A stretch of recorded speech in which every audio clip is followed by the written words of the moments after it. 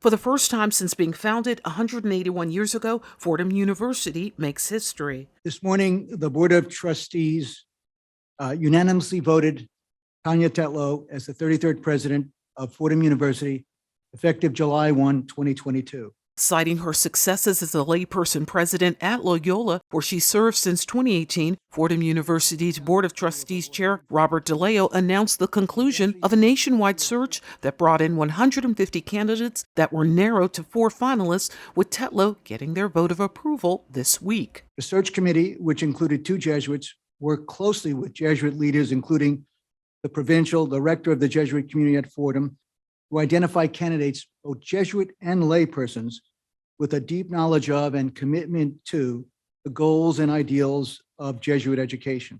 Outgoing President Father McShane, whose tenure began in 2003, spoke on the significance of the announcement. Since we were founded in 1841 by Archbishop Hughes, we've always had a cleric as the president of the university.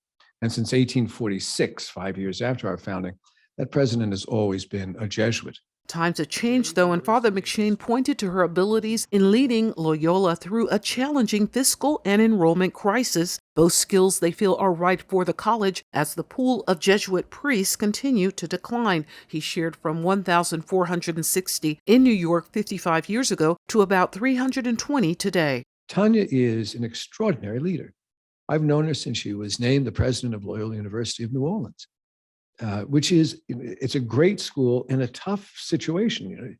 Tough situation being this: storm after storm after storm has come through, and so the school has had to have leadership which was visionary, practical, not afraid of being on the ground, not afraid of being in coalitions, and not afraid of building very strong relationships with neighbors and with the entire city.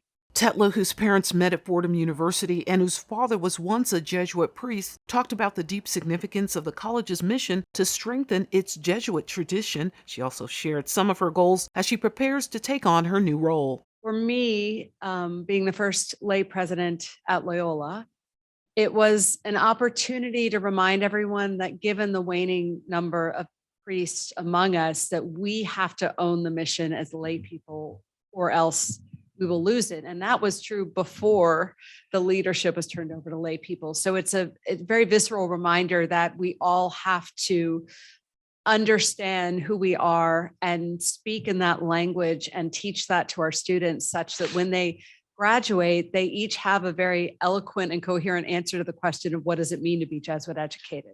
For BronxNet, this is Arlene Mukoko.